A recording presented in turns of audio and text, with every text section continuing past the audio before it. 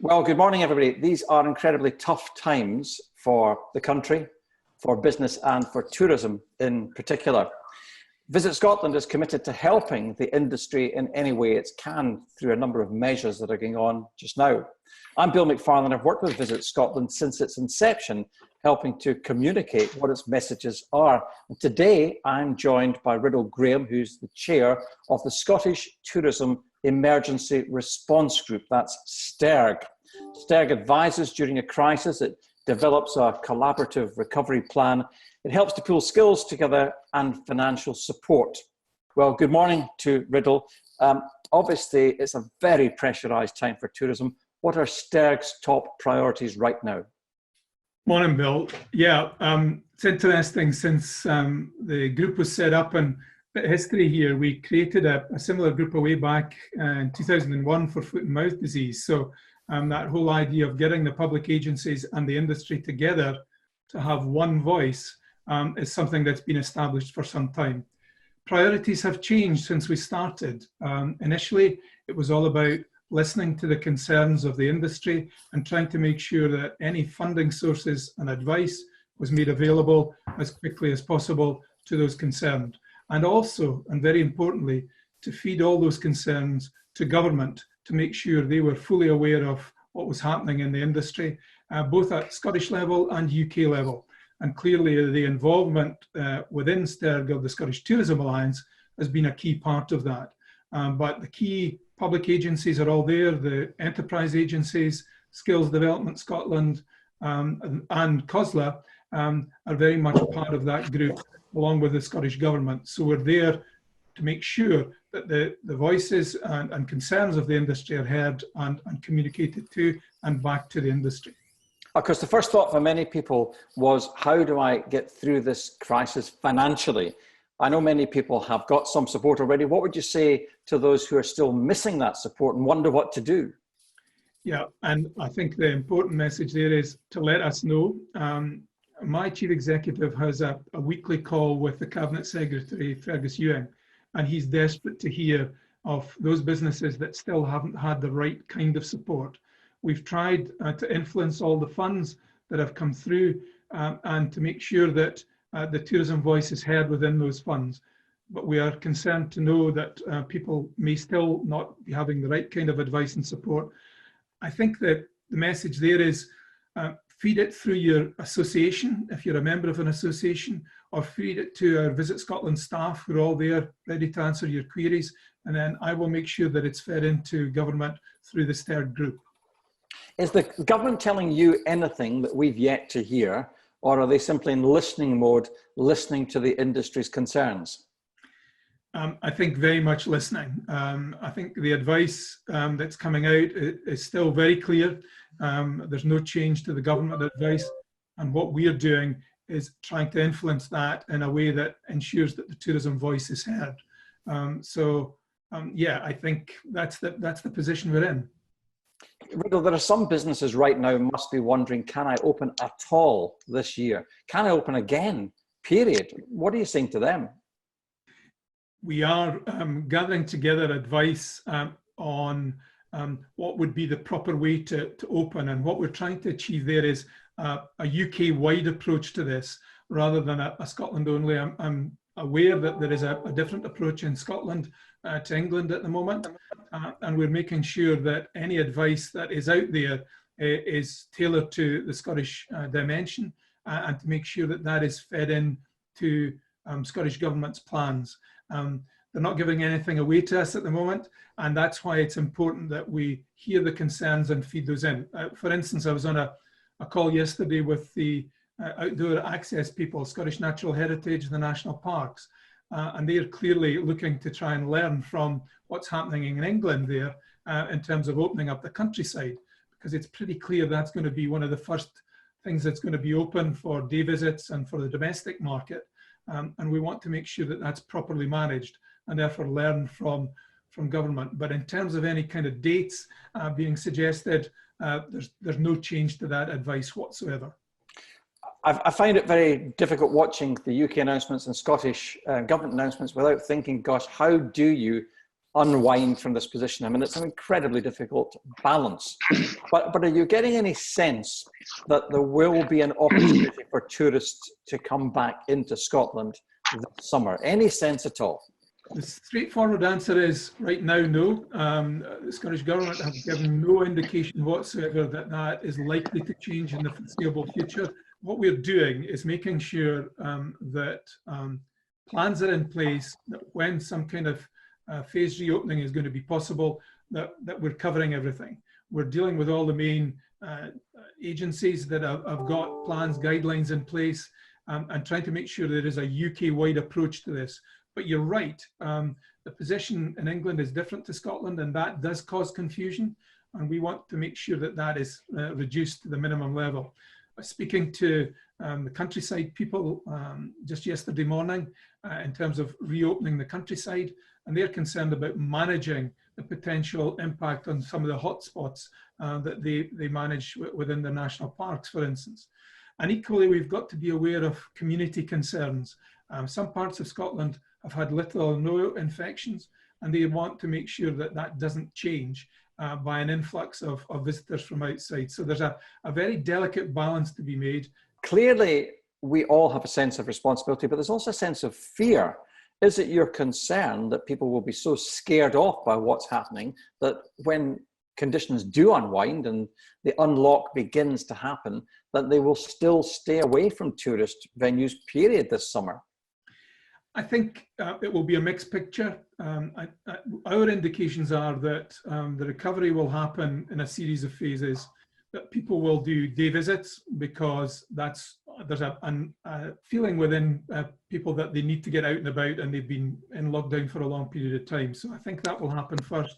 The domestic market is very much the first recovery, followed by the wider UK market.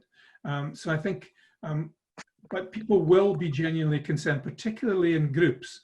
And I think the car will be something that will be coming forward as a means of getting around the countryside. And that in itself causes real challenges in terms of managing visitor flows.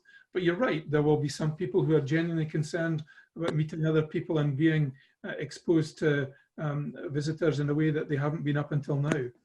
I suppose there's also the issue, Riddell, of different organisations wanting to be proactive and set out their own rules. Is there any way you can coordinate all these rules as one body? STERG is doing exactly that, Bill. We had a good session last week with the self-caterers, with UK Hospitality, with Wild Scotland, and with other ASVA. I think that the issue for us is to make sure that we do get a UK-wide response to this, and we give clear guidelines, because I think it's all about messaging. It's messaging to businesses to help them recover in the correct way, but it's also reassurance to visitors that Scotland is going to be a place that has treated the health and safety issues seriously, and it's a safe place to come and visit. So what about those which are facing the greatest crisis right now? Is there anything that you can give them in terms of advice as to what they could do that can stop them from permanent closure? Well, clearly the advice is please let us know what your concerns are. Tell us what the particular issues are. I had an email first thing this morning from a particular group who were highlighting some inconsistencies in terms of the approach towards certain funds. I wasn't aware of that. I think it's important that that is fed back to us on an ongoing basis, so we can raise it through government and get a solution to it. So STERG is there to help coordinate that response. We will not be able to solve everyone's problems and everyone's financial problems, but we're certainly there listening and trying to make sure that those that have fallen through any kind of gaps are picked up. Riddell, what about those who right now are coming to Visit Scotland and saying, you know, this is the end of the road for us? Do you have any message for them just now about being able to mothball their facilities or come back to them at a later date? I am concerned with the increasing number of people who are clearly seeing that, certainly for the rest of this season, things are not looking good. And in fact, a number of businesses indicating that they may not be able to open again. What we're trying to make sure is that that doesn't happen, and that any opportunities we have to work with them, to support them, we will try and do. We, on a small scale through Visit Scotland, we've dropped the quality assurance funding requirement for this year, and we've just launched last week a destination support fund for those destination and sector organisations who are struggling with the lack of membership subscriptions. So there are ways that we can help, and if people haven't had the right kind of advice so far, then the answer is make sure that you let Visit Scotland know about that, so that we can then try and point you in the right direction. Would it be your advice that if an organisation feels right now that they're just not going to make any money this season, it's impossible, that they should mothball and open again next year? Are you actively advising anyone on that? Absolutely not. I mean, what we're planning for is a reopening, a phased reopening. When that will happen will very much depend on the health issue and the health advice. We're hopeful that there will be some kind of reopening during 2020, but that very much depends on the political advice we get, backed up by the health advice. So I would say to people that are considering mothballing, just make sure that you've looked at all the avenues in terms of assistance and support, and we're here to help in any way we can. We have marketing plans in place, we have recovery plans in place in terms of guidance, and we'll happily share them with the industry, with individual organisations, as and when it's appropriate to do so. Well, what about transforming your business or diversifying, Riddell? Because certainly that's something that had to happen after foot and mouth. While agriculture was initially worst hit, tourism in some ways took the bigger hit way back all these years ago. So is there anything that you feel businesses can do just now while they're in lockdown to prepare to offer different services or a different style of offering for when the doors are open again? Yeah, it's been encouraging to see a number of businesses doing exactly that from the word go. I mean, the good example has been the distilleries with the hand sanitizers, where instead of producing gin, they've been producing hand sanitizers. A lot of restaurants that are closed have been offering meal services, click and collect almost. So there's been some innovation already, and I think the future will have to be about innovation. I don't think people talk about the new norm, and they use this word about visualizing the future, and there's a lot of work going on there. I think the future will be very different. Certainly for next year, tourism is not going to be the same, and I hope that it's in a better place, actually. I hope it's focused on responsible tourism, and making sure that the communities are taken into account rather than the mass tourism that some parts of the country have been experiencing, and the negativity associated with that. And again, that's all part of our plans and our messaging as and when we're going to be able to reopen. So before we go on to practical advice on social distancing and so on, are you seeing this as an opportunity for what, Scotland being the green exemplar, the country that has dealt with over-tourism and has sorted that issue out? Is that an opportunity you see? Huge opportunity, Bill. The National Tourism Strategy was launched right at the beginning of March. How about that for timing? But on the front page was a message about Scotland dealing with climate change and responsible tourism being a key thread of that. We're revisiting that strategy with Scottish Tourism Alliance because some of the premises that were used to create it are now no longer relevant. I would envisage that that responsible tourism message is going to be even higher up the profile than ever before. And the needs of communities and the requirements of communities will be right to the fore. I have to point out, though, that of course, tourism businesses are part of the community. So it is about a balance. But you're right. I think we have a great opportunity as Scotland to lead the way here in a way that is really very exciting indeed. We will be opening up the web chat to questions in a few minutes. In fact, I'll say if you have questions, ask them now. I'll note them. We'll get through as many as we can. And Riddell and the team at Visit Scotland will get back to those who are asking the questions if we're unable to cover them in this interview. So Riddell, what about social distancing?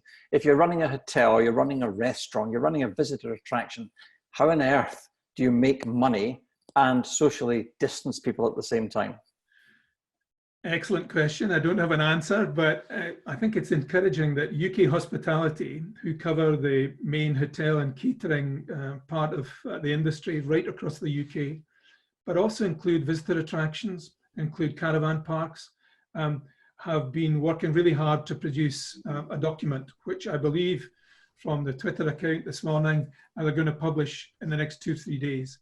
And that has some excellent work being done by some of the key leading people in industry, and will provide guidelines to the industry in terms of social distancing, ideas on how to operate your business.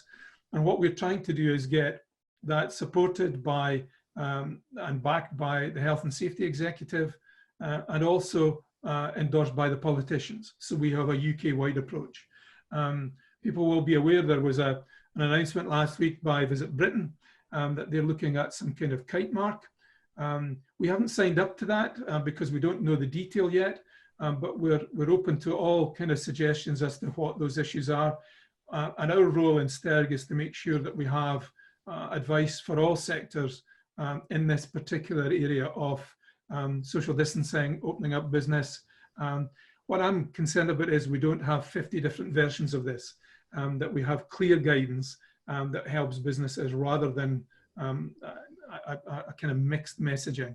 And we're pulling that all together as part of STERG. Excellent piece of work by the British Retail Consortium in terms of retail outlets as well.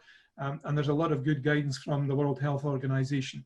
A lot going on. STERG's role is to pull it together and give one set of clear messages. So quite a few questions are coming in about phased opening. Is there a phase 1, 2, 3? Any word on that at all? Certainly not within Scotland. Clearly, because of the announcements that were made on Sunday night by the Prime Minister about phasing, a number of businesses have assumed that there'll be a similar approach in Scotland. We're certainly not party to anything along those lines, and we have not had any guidance on that.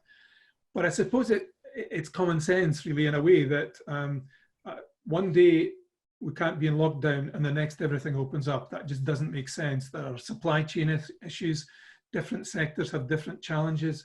And as I said earlier on, the self-caterers could probably open tomorrow. The countryside can open tomorrow, but be managed. So when I talk about phasing, I'm on about a sensible approach where industry has to take account of the challenges they've got before they can open up. And equally, we have to be able to communicate what is open and what is not. So we can't just switch a tap one day from on to off. It just doesn't work like that. Your team's going to be very busy answering all these questions, but here's a couple that I can spot straight away. What about Visit Scotland's attitude to self-isolating? Now, the government, UK government, which controls borders, has says there will be a 2-week period of self-isolation if you fly or come in now by other modes of transport to the country. Michael O'Leary of Ryanair this morning was saying that doesn't work. He said taking people's temperatures at airports, that works, and they will do everything they can. What will Visit Scotland say about that? Will you, for example, insist if I fly in from New York to Edinburgh Airport, will you insist that I have to stay in the same hotel for 2 weeks? I don't think we as Visit Scotland can insist that that happens. Our role is very much to communicate what the government guidelines are and what has been laid down in terms of legislation.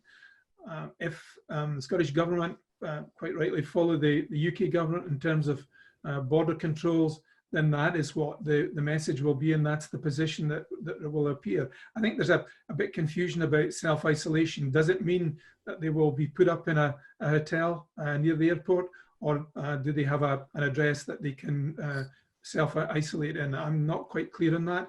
But again, we need to be clear before that comes into place what it means for Scotland so that we can effectively communicate to businesses and also to the consumer. A question there asks, who would be coordinating the effort to reassure nervous communities about the influx of tourists?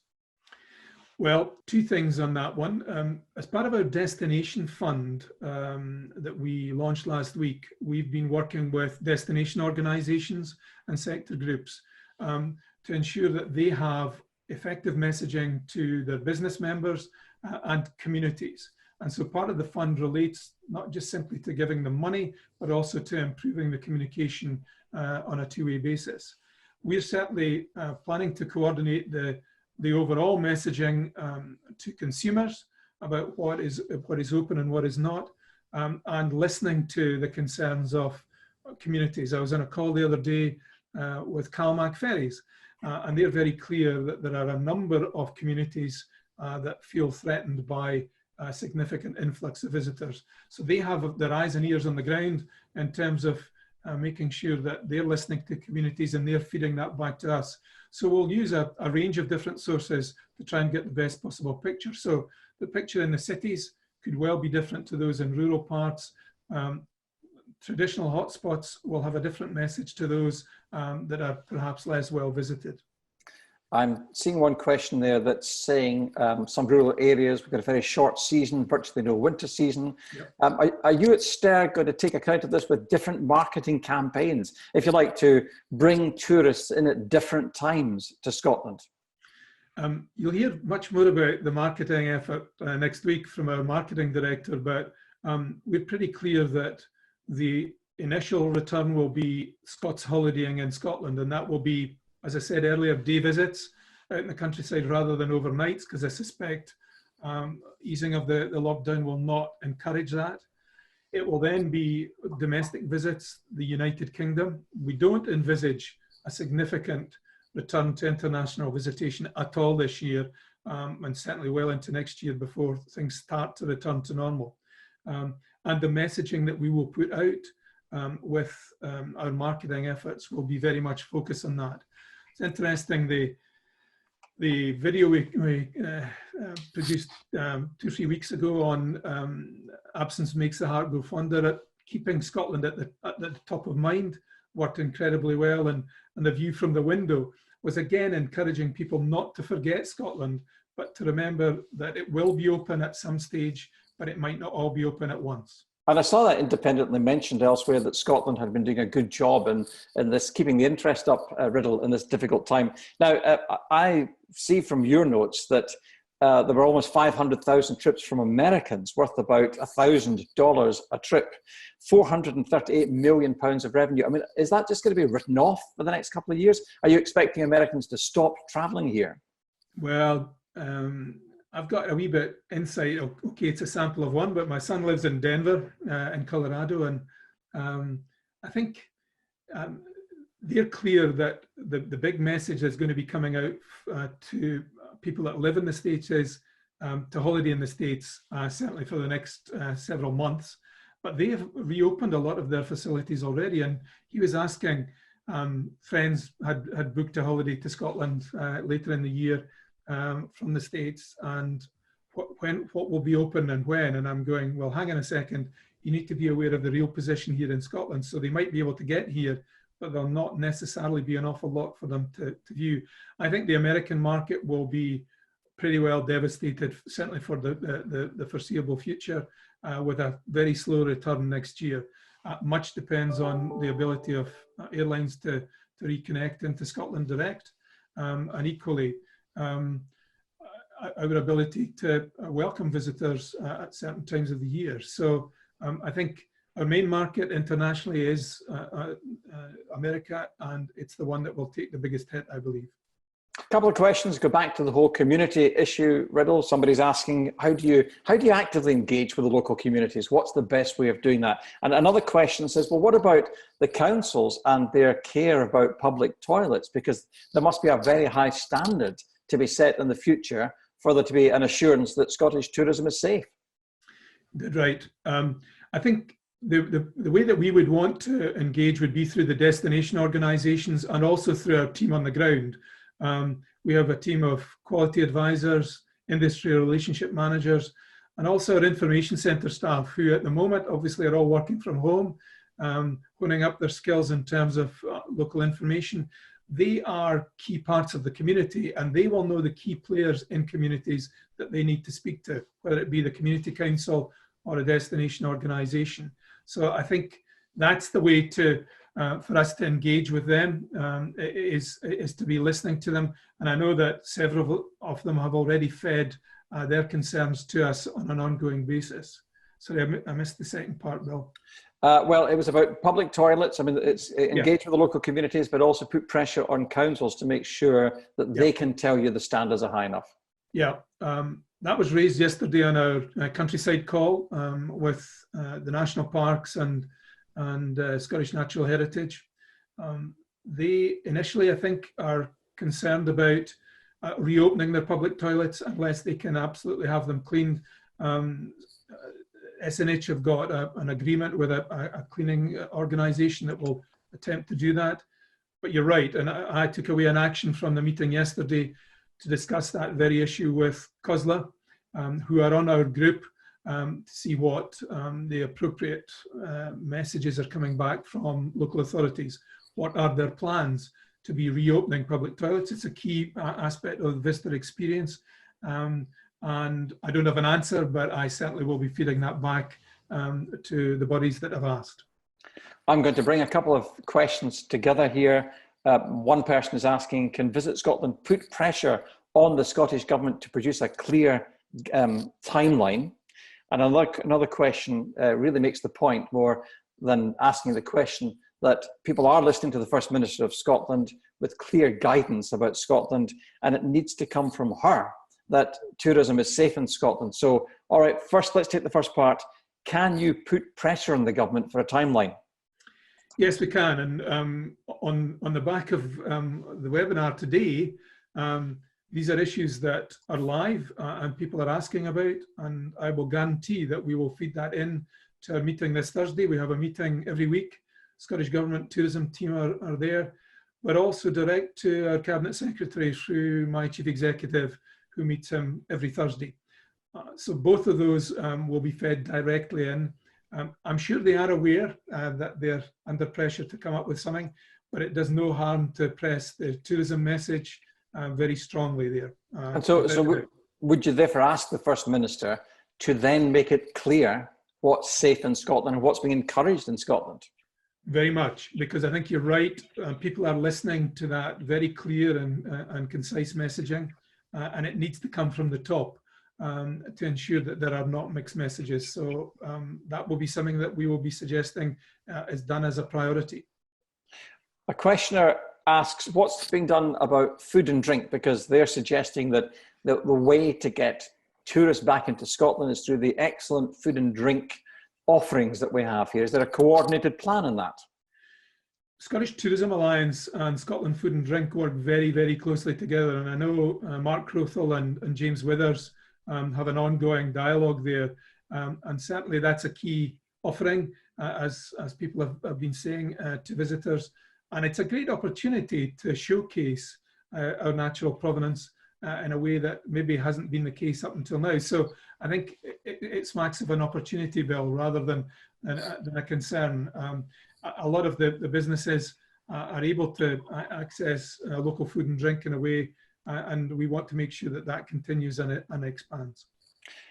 Somebody's asking the question, how do you develop really good examples of all the stakeholders working together? Because obviously the government, councils, yourselves, the businesses, they all need to work together. But if you can find some really good examples of it, I think this questioner is making the point that might accelerate progress. Yeah, I think case studies are a great thing to have. My team on the ground are doing exactly that. They're listening to businesses that are being innovative, that are doing things differently, that are dealing with the crisis in a way that you wouldn't expect, perhaps. And we're capturing all of those, and we're certainly planning as part of our ongoing communications to industry to showcase those. Our website, VisitScotland.org, is a key source of information, and I would actively encourage all the people on this call, if they've not looked on VisitScotland.org, to go and check that out, because I know in the coming weeks, Barbara Clark and our team will be doing exactly that, partly through our webinars as well, but the key message is we'll be putting that out to industry through the various outlets that we've got. One of the most obvious things that will be hit is coach parties coming to hotels across Scotland. And one of the questioners is asking, will there be clear guidance to transport providers on how to do that safely, because they fear that otherwise those who are all involved, the bus operators, the hoteliers, will go out of business. Yeah. Transport Scotland have been part of a wee subgroup in terms of that coming out of lockdown issue that I talked about earlier on. And they're leading in terms of advising government on buses, coaches, trains, ferries, and airlines. And we're waiting to get their guidance note on that. I think it's due to come out very soon, and that will form part of the wider Scottish Government recovery plan. But as soon as we've got something we can share with industry, then we're doing so. My team deals with all the main coach companies that bring business to Scotland that are not necessarily based in Scotland, but equally those that are. And that kind of advice will be something that we'll be channeling through directly to them. A couple of questioners have asked about the smart village model, and I can imagine that that is perhaps working on a green plan and so on. Can you tell us a bit more about that as to how that might fit into recovery plans? The whole idea of smart tourism and the three-legged stool of environmental, social and economic is something at the forefront of our plans for responsible tourism. We presented a paper to our board the beginning of this year, and my chairman, John Thursday, is very, very keen on the whole responsible tourism agenda. We were heavily involved with Travelist when they had their conference earlier in the year, and we're looking to identify potential project areas where things are already happening that we want to shine a light on and share best practice and examples with other parts of the country. I believe it's a huge opportunity for Scotland, and it's something that will be, I'm confident, at the forefront of the new tourism strategy. Another questioner says, is there a sub-organisation, I presume, within Visit Scotland that deals with tour operators? Yep, actually it's part of my team. One of my responsible areas is dealing with the travel trade, online travel agents, and tour operators. Funnily enough, I'm going onto a call with them later this afternoon, and they've been working very proactively to ensure that any inquiries that they're getting, and I've got to say, there is still a very strong demand for Scotland in terms of tour operations wanting to come back as soon as it's safe to do. So a lot of operators outside the UK see Scotland as a safe destination and a place they want to go to anyway. And we've been making sure we're reinforcing that message and working closely with them. They're all desperate to know, when are you going to open up? When can we have bookings? When can we get our clients back? So just to reassure whoever asked that question, we're working very closely with all the main tour operators and travel agents and online operators on an ongoing basis. So one business operator says that they are developing a virtual product. I've seen in the news, for example, that a safari park has been putting on what it does to keep people interested, and I've seen some are charging for that as well. Yeah. What they're asking here, Riddell, is there any support from Visit Scotland for marketing such a thing?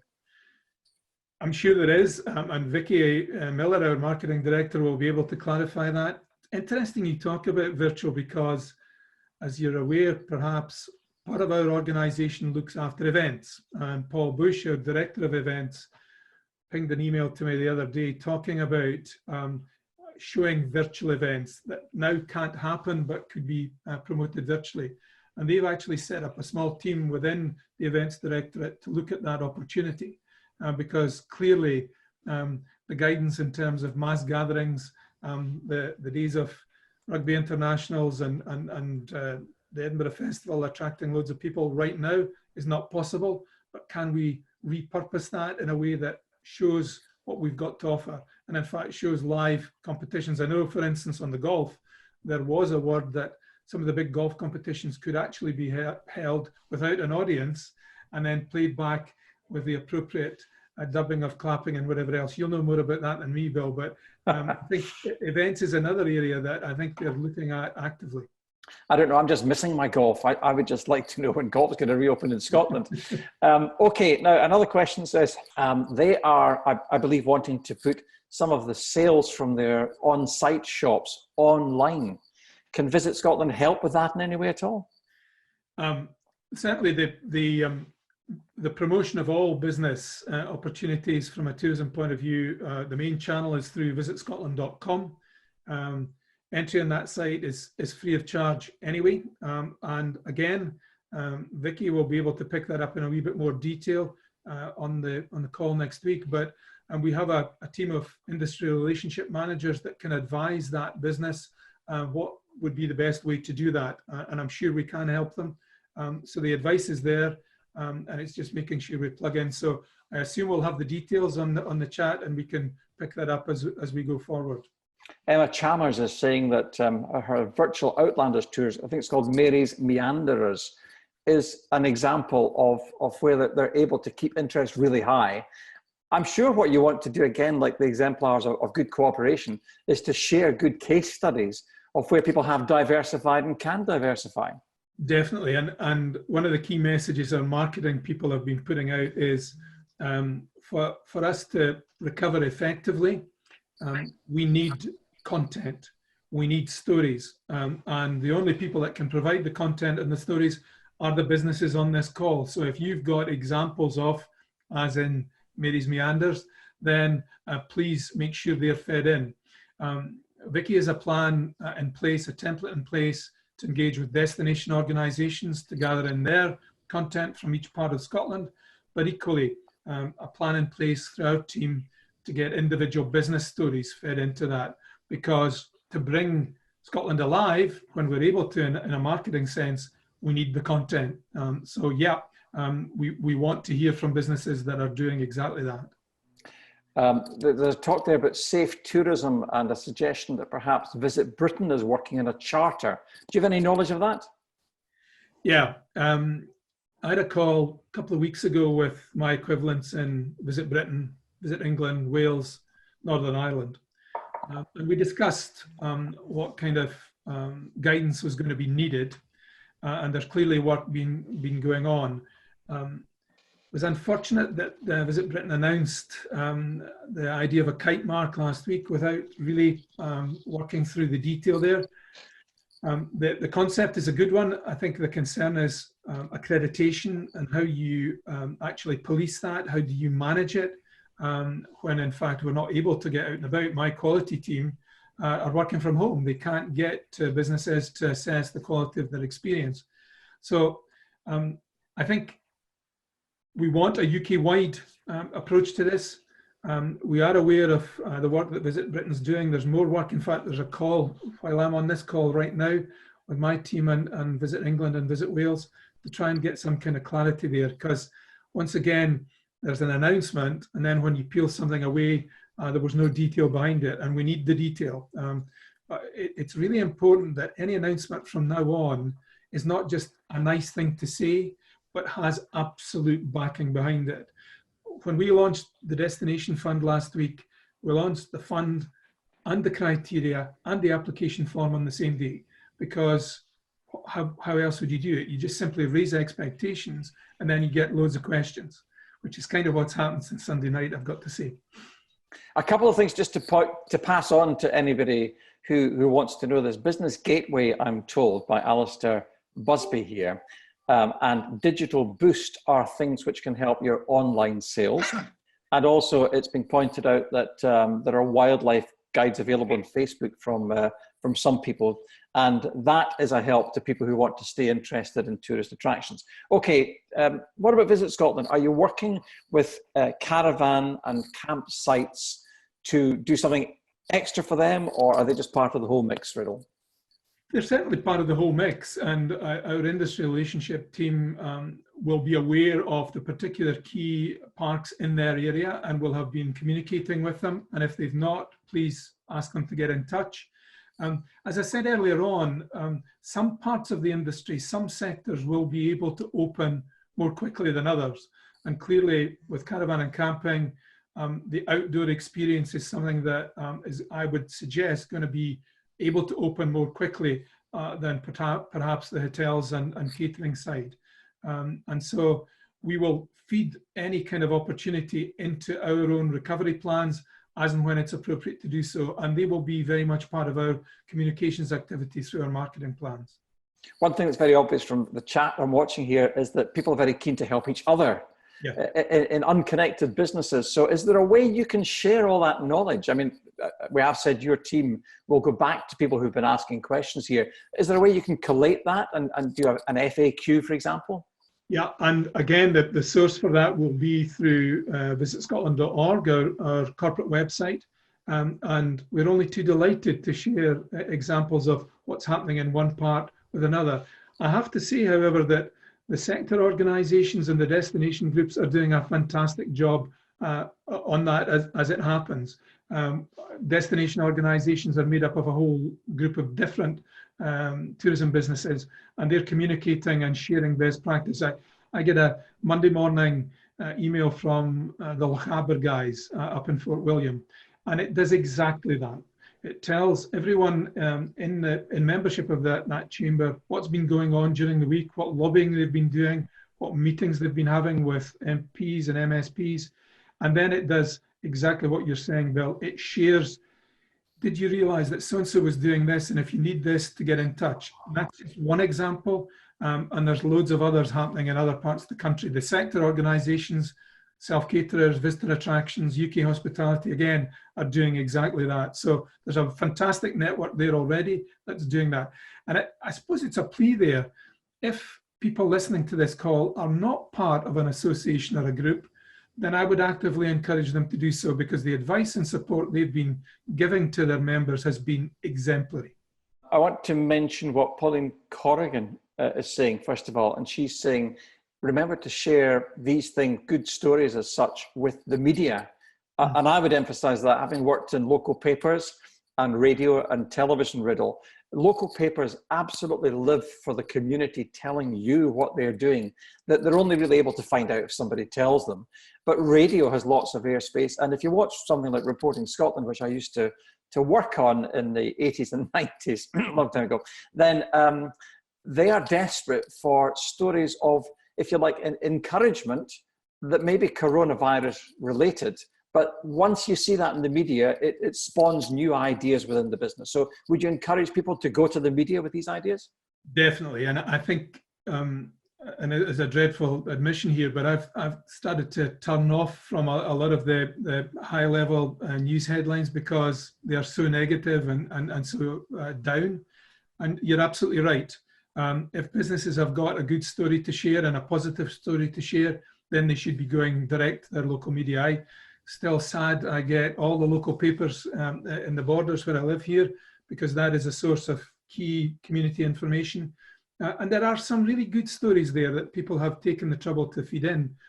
There are not so many tourism stories, and I think you're right. It is incumbent on everyone listening to this call, if they've got a good story to tell, then to tell it. I mean, good example from STERG, and I know there are 2 or 3 consultants on the line. The independent consultants working throughout Scotland have offered their services free of charge to STERG to provide advice and support at this time. That to me is a really good news story. My old pal Tom Bunkle, I used to be chief exec at Visit Scotland's done a brilliant story about how he sees what Scotland might look like coming out of that. So if people haven't seen that, then there's a really good source of a story that he's developed with some really positive slants in it as well. So yeah, definitely use the local media, particularly local radio. I think that's a good point. They're desperate for stories. When we launched the Destination Fund last week, we were inundated with just snippets of good news that they wanted to share with their listeners. And I would make the point that rather than it just being up to Visit Scotland, who have to take a broad brush view of tourism, the media wants really good local examples. And what that allows you to do is it fills the airwaves with, if you like, your agenda rather than someone else's agenda. And it can give positive vibes to people, both those who want to come to the country and those working in tourism. Here's a point really, Sue Crossman was saying, we've also got to think very hard about protecting our employees, not just reassuring the local community and visitors. Yeah, within Visit Scotland, our health and well-being agenda is hugely important to us. We have a significant number of staff working from home, and that feeling of isolation and And will I ever have my job back at the end of the day is something that we're very conscious of. There's a health issue, an economic issue, but there's a human issue as well, which I think has been moved down the agenda and needs to be brought right back up to the top. You know, announcement earlier today of National Trust for Scotland and potential redundancies there. That is of real concern, because that's people, that's people's livelihood, that's their future, and that impacts way beyond what we're talking about right now. So dead right, Sue's absolutely spot on that the individual concerns are very much something that we shouldn't be afraid to talk about and get proper support and advice there. There was a question asked some time ago, and I think it's such a basic question, but such an important question, Riddell. And it's simply this: what advice would you give to a small B&B? So the various funds that have been developed try to ensure that the bed and breakfast got some kind of financial assistance and support. It would appear that some of them are still not able to access the support. I'm aware of an issue around personal bank accounts that mean that they can't access some of the funding. We're working hard behind the scenes, and just to reassure whoever raised that we're aware of the issues and we're trying to make sure that Scottish Government comes up with an opportunity to resolve that. Again, providing advice in terms of safe opening will be something that we would want to do, and sharing best practice with other parts of the industry. There is a Scotland's Best Bed and Breakfast Association who are doing a great job, and they have some good advice that they're giving out to their members as well. So I suppose it's not to despair. I have to believe that there will be some kind of recovery during this year, and the bed and breakfast, which has been the backbone of our industry for forever, is a key part of that, and we would always want to see that. It's that engagement with real people in their houses that I think is a unique part of the visitor experience in Scotland. Anne MacDonald said we need a decision on furlough extension, and she had other points to make, but I would ask you, do you get any sense that the Scottish Government is going to be able to help with furlough extension, even though the Treasury in London holds the purse strings to that? Because we may be working at different rates here. Yeah, Scottish Tourism Alliance are certainly sharing their concerns about the tourism industry and the fact that people keep talking about it being at the end of the line in terms of opening, and that the implications of that for the whole furlough scheme mean that it needs to be extended beyond the current timeline. So there's lobbying going in to Scottish Government through STERG, direct to the Cabinet Secretary, but also direct to the UK Government. And Mark Crothall, the Chief Executive of Scottish Tourism Alliance, sits on the Tourism Industry Council, and that is a key issue that's being raised on a weekly basis with them. So we're waiting to hear it's with UK Government, but yeah, that issue has been raised and is being dealt with. It's maybe a difficult one to answer here now, but when does Visit Scotland see weddings being permitted again? I don't have an answer to that, to be perfectly honest, until we get clarity in terms of the opening of the lockdown from the politicians. I think that's impossible to answer it. I read in the press at the weekend that certainly in England, people were just simply ignoring the guidelines that were laid down, and there was a barney at a wedding with 50 people in a part of England. I think that's really irresponsible. I think we need to listen to the health advice. We need to listen to the clear advice from government. And when it's appropriate to have weddings again, then that is something that would happen. But we've no guidance on that whatsoever. Thank you for fielding as many questions as a government minister may have to face on Half an Hour in Breakfast News. It's been fascinating to see that the type of comments coming. There are far more questions than I was able to put you there, but they will be dealt with by your team. I'd also want to thank everyone who's watching. There's more than 500 on the call. We're all getting used to Zoom. You know, it's an inexact silence, which is why you have to mute and unmute. But what it does do, it allows you to put questions, and there will be 3 other opportunities like this through Visit Scotland to speak to other of the businesses' leaders to help everybody understand what you're doing. Obviously, there's a lot going on, Riddell. I appreciate your time this morning, and I'm sure your team will be able to get back with more answers to these questions. Thanks, Bill, and I really appreciate the opportunity. And just to reassure people, we are listening, we are feeding through. There's a lot going on, and we want to continue to support the industry in whatever way we can. Can't promise everything, but we certainly are doing our best to ensure that these messages are fed through, and we'll take a note of all the, I think there's 99 in the chat, and try and make sure that we answer all of them.